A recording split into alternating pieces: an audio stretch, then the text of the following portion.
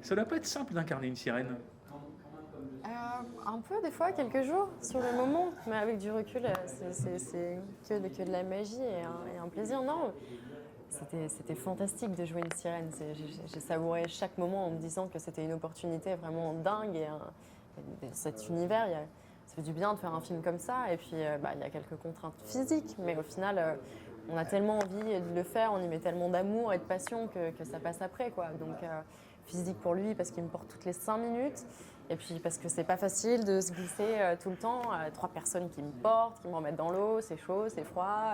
C'est lourd. C'est lourd, 7 kilos, voilà, donc ouais, il y a plein de contraintes, mais en même temps, quand on accepte ce scénario, on sait que jouer une sirène, il y aura tout ça, donc mais c'est... C'était super agréable d'avoir que ce ne sera pas du fond vert ou voilà, que ce soit une vraie nageoire.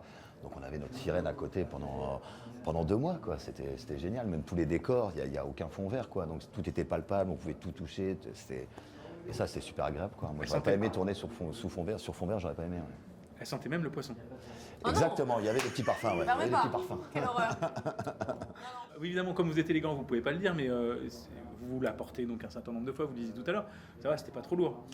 Non, quand il y avait, ça dépend s'il y avait de l'eau, comme c'est une combinaison en néoprène là, de plongée, avec en plus on moulait un truc en silicone par-dessus, avec des écailles qu'ils ont mis une par une, hein, c'est ça hein. Ouais, complètement. Et oui, quand c'était plein d'eau quand même, c'était pas évident. Et il y a tout, en fait, la nageoire, et tout le poids est tout au bout, sur la nageoire à proprement parler.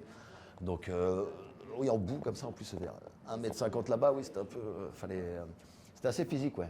Mais c'est bien, ça faisait partie du truc, voilà, de faire comme on ferait dans la vraie vie. C'est ça aussi que j'aimais bien avec Mathias, c'est que c'est quelque chose de fantastique et d'extraordinaire de trouver une sirène, mais comment on ferait dans la vraie vie, c'est vachement quand même ancré dans le réel, je trouve, quoi. Même si c'est un univers fantastique, je trouve que on l'a joué comme dans le film, comment je réagirais moi si je voyais ça, voilà, demain, sûrement comme dans le film. Vous découvriez la monopalme.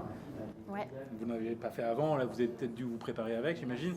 Dans la vie, j'adore la plongée. J'aimerais à côté devenir prof de plongée entre 2 tournages. C'est vraiment quelque chose.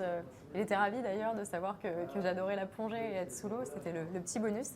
C'est mieux. Ouais, ouais, vraiment. Il m'a dit ça va être sous l'eau. Je fais j'adore. Donc c'était parfait. Et non, j'ai fait 2-3 petits cours pour savoir l'apnée, pour rester plusieurs secondes et ne pas être terriblement fatiguée après toute une après-midi, journée de tournage sous l'eau. Donc voilà, j'étais assez préparée et impatiente.